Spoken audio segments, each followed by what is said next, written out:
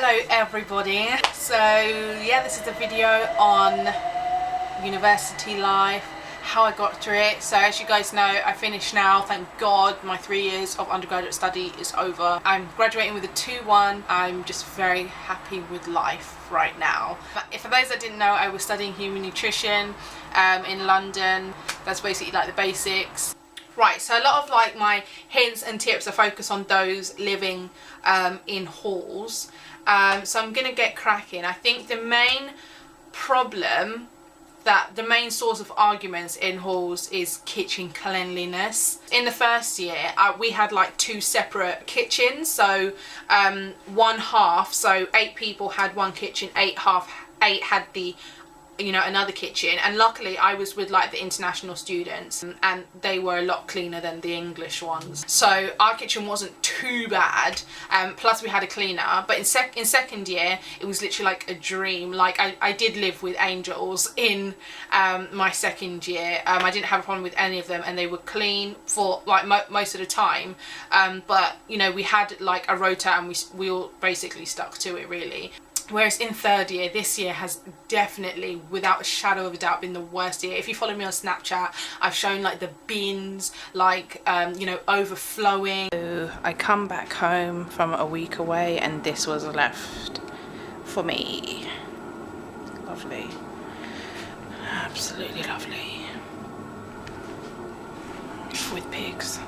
And they literally don't give a damn about like cleanliness. It's really disgusting. Like, I can't cook happily in a dirty kitchen. We have a cleaner that comes every 2 weeks, but like in between that time obviously the kitchen's going to get dirty because people use it, but the problem was they don't clean up after themselves. So I would find myself cleaning the kitchen by myself most of the time, and it was just really not on, honestly. This was definitely the worst year as far as kitchen cleanliness. But to be honest, I lived with it was just one other girl and the rest were guys, and so 5 guys, 2 girls, and the girl, like, I rarely saw her, so I felt like I was basically living with just guys and they were just disgusting. Not all of them, but there were like a couple that were just disgusting. What I would suggest for that is like to try and keep like a kitchen like a rota, but that's like if they stick to it, because you can't really like tell people, oh, clean this time. It really depends on your housemates, but I think like the first step forward is to make like a rota or call like a flat meeting or something, basically to wake up people. Oh, also I would keep your sponge that you use for your dishes separate. That's what I do anyway, because I don't, when I wash up, I put my sponge away in my cupboard, because I don't want it mixing with other people's stuff, because I don't know what they might use it to, clean down the bin or something, or they may drop my sponge on the floor and just put it back there for the bacteria to fester, and it's disgusting. So I would rather keep my sponge that I used to clean my cutlery and crockery and all that shebang in my cupboard. Also, I would suggest splitting the cost of like bin liner and like all that other like kitchen stuff, just so that it's not just one person paying for it. But I was muggins here. I basically paid for the bin liners. It was too hard to go down to Tesco. We literally live like Tesco is literally round the corner from us, okay? And it was too hard to go and get bin liner for the other flatmates. Really, it was too much of a struggle to get it. So I used to like buy the bin liner all the time, and I bought like a £1 bottle of Flash or something to help clean the kitchen. But obviously somebody nicked it, because I lived with thieves and vagabonds. As you can tell, this is quite therapeutic for me right now, this video, so if I'm venting, I'm sorry, but I just really need to get it out. Oh yeah, along with like the kitchen stuff, like food. Now with food, my main concern with living away from home, I need to make sure that I have enough food. I'm not really too worried about like the cooking aspect. I'm okay with that, but it's just I need to make sure I have enough money for food, because that would be my worst nightmare if I open the fridge and there's nothing for me to eat. I would go into panic mode. But luckily that didn't really happen for me.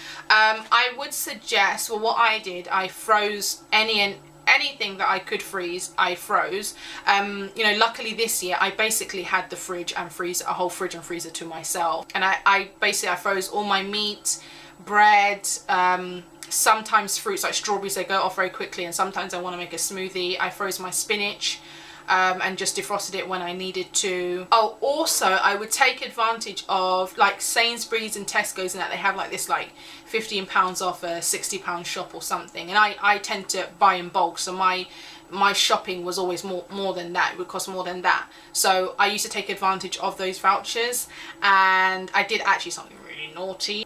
I basically changed my email all the time. I just used different emails so that I could use it, because it was only for like first time buyers. And then there was actually one time I had a really dirty feeling when I was going down to collect my shopping, because it was online, so they would drop it off at where I lived. And I had this really dirty feeling when I was going down the lift, like, I'm going to get caught today. I can just feel it in my bones. And then me and the guy, we locked eyes. I had met him before, and he was looking at me. He was like, is this your first time buying? And I was just like, yeah. And then as we were going up in the lift, he was looking at me like, I recognise you. And then he was like, you have bought before, because I couldn't pronounce your name. And I was like, yeah, okay, you caught me, okay. And he was just like, I could take the voucher off. And I was like, but you won't, you can't do that to me. He was really nice though, but in return for his silence, I had to call his boss and basically put in a good word for him, because he needed one more recommendation or a positive feedback to get a promotion. So after that one, he got promoted, which I was really happy about, but I was too scared to do it again, so I didn't do the voucher thing. I stopped after that. I was like, this is too risque for me. I say all that to say, you know, the vouchers it's a good idea if you're on like a tight budget, and then maybe you can spend that money you saved on something else, or treat yourself to something else. That's how I see it anyway. Okay, this is slightly off topic, but it's to do with the kitchen.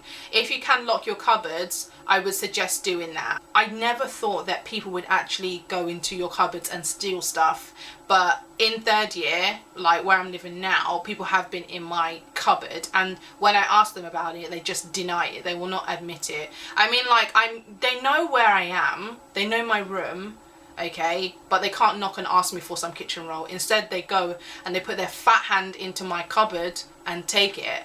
Like when I like go back home or whatever, I was very close to buying like a bicycle lock or something with a lock and chain, because we don't have locks on our cupboards. But I would bring my stuff like my rubber gloves, my sponges, bring my cling film, my tin foil and my kitchen roll. Those were the main things. Oh, and my fairy liquid. Those are like the main things that can go missing in the kitchen. Like I would just take them and leave them in my room and lock my door. But I only ever really had to do that in this year. But yeah. In first year, not really. I only really locked my bedroom because, in first year, okay, I'll leave the link to the video. I think I spoke about them a little bit more, in a bit more detail, like the people I was living with in first year. But they were so hyped up, like a few of them. Like they were the type of people to just like, if you had your room unlocked, they would like burst into your room or something, like, yeah, like. But yeah, I remember one time where I was just chillaxing in my room. I turned, and you know when you can feel somebody looking at you? I turned and looked outside my window, and one of my flatmates was there, and she was literally looking at me, and she was like at me. It was so weird. We had like a balcony outside, so when they were drunk and stuff, they would like go outside and like knock on people's windows and just weird stuff like that. But honestly, I very nearly wet myself, but I didn't do anything. I was like, what are you doing? And she just like was just staring at me and like waving and stuff. So I just got up and I just closed my curtains, and then she went away. I think she kind of knew it was strange because she didn't do it again. Okay, I think this is also quite an important topic as well, money. Now, in my situation, well, you guys know when I was studying nursing, I did have money troubles. Like, I blew a lot of money in a short period of time. And I just remember when I blown it, it was my birthday, and I called, my parents were calling me saying happy birthday, and said, oh, what do you want for your birthday, just let us know. And I said, can I have £295 please? Basically that was the cost of my rent. And they were like, you what? And then I explained, and obviously I got a bollocking and I was crying. But after that point in time, I was like, okay, I really need to fix up and be very mindful of my money. So these 3 years I've been very tight with my money. I would only spend my money on stuff that was university related, like important stuff like my travel, my food, books if I need to, the washing machine if you live in student accommodation, you know, things that I needed to budget for, just important things that I needed. I was also more careful with my money because I did not have a job. My only job really was YouTube, which took care of like my travel and other expenses I had, but I didn't have like a, you know, a proper job while I was working. So if you're in my situation like that, where, you know, your loan doesn't cover your rent, I would really suggest getting organized with your money, because you don't want to end up in, you know, like broke and hungry. I think that would be like my worst case scenario for me, to end up broke and hungry. I would also say, like, you don't, well, it's up to you, but you don't need to keep up appearances, because, you know, again, you may end up in financial trouble. There have been times where, like, it's very hard for me to walk into like River Island, you know, Topshop, H&M, and not want to buy something. Like, you know, I think it's with most girls. I really love shopping. I love buying stuff, and it was just very hard for me, like, you know, not to want to buy the whole shop. But you know what, I just, in the back of my mind, I was like, EJ, you need to get this, you need to get that, like, control yourself. Honestly, window shopping, I don't know how people do it. I cannot do window shopping. When I was younger, yeah, we used to go window shopping, but I can't do it now. It's like torturing myself, to be honest. Yeah, I say all that to say, basically, you know, live within your means. I really do sound like my dad, but I'm being dead serious. Like, just live within your means. Like, it's only 3 years, it's okay. Okay, now let's get on to academics. It's basically the reason why you're at university, isn't it? I would suggest getting a diary to, you know, help to organize yourself. Honestly, my diary, I think I've had a diary since I think it was like end of GCSE, A-level time. And, you know, I just use it to put like my deadlines in it. At the beginning of the year at university, I would write down all my lectures, so I know what I have the following week, what room I'm in, blah, blah, blah, just so I'm very organized about that. My diary is basically my life. Like, I write everything in my diary, like what's, you know, upcoming events and, you know, things like that, and days out and whatever. I would suggest working hard. I think everyone really knows to do that anyway, but, you know, I know that first year, I'm sure in most universities, first year doesn't count towards your final degree, but I think, like, you know, some employers, they may look at all 3 years, or if you're doing, you know, your master's or postgraduate, I think they look at all 3 years, like specific core modules, I think. So I would suggest working as hard as you can, you know, throughout your time in university. I don't tend to gravitate towards people that aren't hard workers. The people that I surround myself with are, you know, hardworking people. Like there was this one guy, where did I meet him? Oh, you know them Facebook groups, like before you go into university? It was like Harrow Halls 2012 to 2013. Basically, so you can get to know people that may be in your flat and blah, blah, blah. And like, oh, you're on my course, no, all that stuff, yeah. And there was this one guy, and I actually saw him in real life when I was heading towards the train station.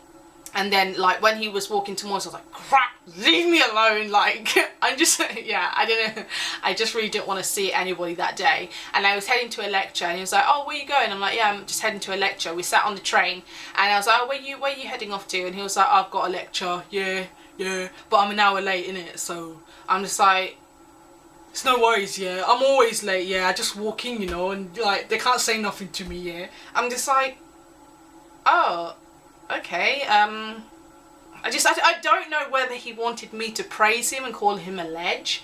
I don't know, it's not really ledge worthy, to be honest. You just, you know, you're just being stupid, to be honest. I mean, why go in then if you know you're going to be late all the time and disrupt the class? God.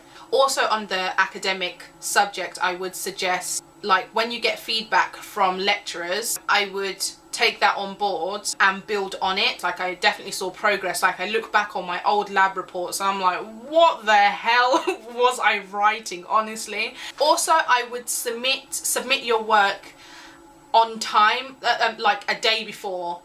at the very latest. But there was a time where actually my work was due in on like the 11th of March or something, and I actually came in that at 10 a.m. I came in to the university at 9 o'clock, so an hour before deadline. I thought I would just quickly find a computer, print out my stuff, and you know, put it through the slot. No, I don't know how long I spent looking around the whole university for a computer, because everybody was in a mad panic rush. It was crazy. It was 9:58 and I literally had just grabbed my stuff. I was shaking as I was filling out the cover sheet. I flew down about 12 steps. I don't remember putting my foot down. I think I definitely leapt, and yeah, I put it through the slot. What happened? Marked as late, 10% off. That's a whole grade down, because it was a few seconds. I literally, when I looked at my clock afterwards, it was just turning 10:01. No, after that I was like, never again. That's a whole 10%. That's a whole grade knocked down. So that piece of work, I could have got a first class in that. I ended up getting a 2-1. I was like, leave yourself enough time and plan ahead. As you know, like, it can get very stressful. I don't know, I wasn't really much of a crier. Like, when I could feel myself getting stressed from work, you know, I would just take some time out, put it away, watch something, eat, because that helps to relax me. You know, if I've got like 2 weeks to my deadline, I would split up tasks. So work on introduction this day, and I would write this, research this, that, basically planning to a T. That's what I would do, and I would check it off when I've done it. And that really, really definitely helped me, especially in third year, you know, when I was getting things done.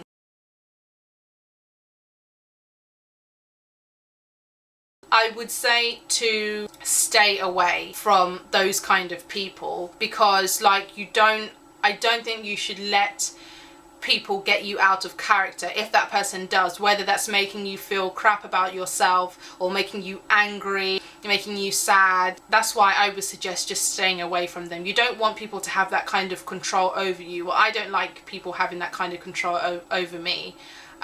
You know, to make me, you know, act out of character. If it's like somebody in your friendship group, then it's a bit harder to get away from them. But I would just suggest just staying civil with the person. You don't necessarily have to be chummy with them, but just staying civil and polite, basically, because you really don't want to get into an argument or a physical fight during university.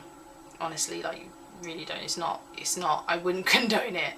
Yeah, also, a question on like romantical relationships, and what's my advice on them in university. Okay, well, speaking of romantical relationships, okay, like, I think it's ideal, like, in Nigerian households, to find your husband in university. You may or you may not, okay? It's not really a big deal if you don't. This is focusing more on the females. Do not drag your name through the mud, because that's all you have, okay? I just say, just respect yourself, and respect your body, close your legs, and remain ghost if you must. It's that simple. I mean, I'm not here trying to dictate to you like what you should do, you know, with your private parts and whatever, but that's just my suggestion, because people talk, okay, especially like in these universities like, you know, Brunel and Leicester and stuff. I'm not slagging you guys off, alright, just chill. And somehow it may find its way back to people you care about, or, you know, blah blah blah, and you know, you don't want that. If you're there sleeping with every Tom, Dick and Harry on campus, you may end up in very sad situations, and you don't want that either. Well, basically, I don't think my studying is over. I'm currently doing some volunteer work. I'm going more into like the dietetics field. I feel I was very, very focused over the past 3 years, because I felt like this was my last chance. Because, as you know, like, I did, when I finished my A-levels, I did want to do nutrition, but I was kind of steered away from that, and that's how I ended up in nursing. But you know, I knew nursing was not for me. That's why I was there for, you know, just a year. And you know, as I said, I'm not sure whether I explained it in my other university videos, but, you know, I called up the university that I'm at. I told them my situation. I'm currently doing nursing. These were my grades for A-levels. I really want to do this course. please, like can you help me, like how do I go about this? And you know, she just said, you know, email this person now, send us your personal statement, apply on UCAS, and basically we'll let you through. And I was like, hallelujah, thank you so much. And honestly, that was the best decision I've ever made. And obviously, you know, after I, you know, got accepted, I called my parents and I broke the news to them, you know, I'm coming back home, you know, until, you know, next year, September 2012, when I start. And it's honestly the best decision that I've ever made in my life. Yeah, I said it was my final chance, because student finance, they only give you 4 years of finance. So I'd already used up a year, and if I'd have stayed another year, I would have had to pay 8,500 up front, and then they'll give me the remaining 2 years. So yeah, I was very lucky that I got out when I did. Oh yeah, my dissertation, because like people always ask me about my dissertation. So I did my dissertation on the effect of meal replacement shakes on satiety and palatability. I looked at Slim Fast and Celebrity Slim. Well, this was the main, I had 2 parts to my dissertation, but this was the main part. So I looked at Slim Fast and Celebrity Slim, which are very popular on the UK market. Protein is the most satiating macronutrient, so it fills you up for longer compared to, you know, carbs and fats. And so I said the meal replacement shake with the most would fill up my subjects for longer. So I monitored these subjects over 2.5 hours, and they would fill out these scales, like how hungry are you, what's your desire for something sweet, blah blah blah. But basically the one with the most protein, which was Slim Fast, you know, was, you know, more filling. So it kept my subjects fuller for longer. However, the protein content, it wasn't that much different between them. It was like, you know, 2% more, or something very small difference. So I looked at, you know, the other nutritional information, and you know, the fiber content in the Slim Fast shake was like 4 times more than the Celebrity Slim shake. So I concluded that, you know, it was the fiber content that made that filled them up for longer. Basically, that's basically it in a nutshell. For that module, the whole like dissertation module, I got a first overall for that, so I was very happy. I worked very hard on my dissertation module. I feel great, I feel amazing. You know, I had one auntie just saying rubbish like, you know, oh, because Ije's doing YouTube, she won't finish her degree, watch. Well, now I finished. Just quick words of advice to those that are still in university, or you know, I would just say, you know, work hard, do your absolute best that you can, budget, stay focused and stay positive. When I felt down, you know, I just tell myself, EJ, you can do this, you will do well, you can do this. You know, I pray. Despite working hard, also enjoy yourself, because I feel for like most people this is like the best 3 or 4 years of their life, and honestly it has been the best 3 years of my life, hands down. Like the people I've met, just amazing people that I've met over the past 3 years, it's just been fantastic, and I'm really sad to be leaving London. Thank you so much for watching, and I hope you enjoyed the video. See you guys later.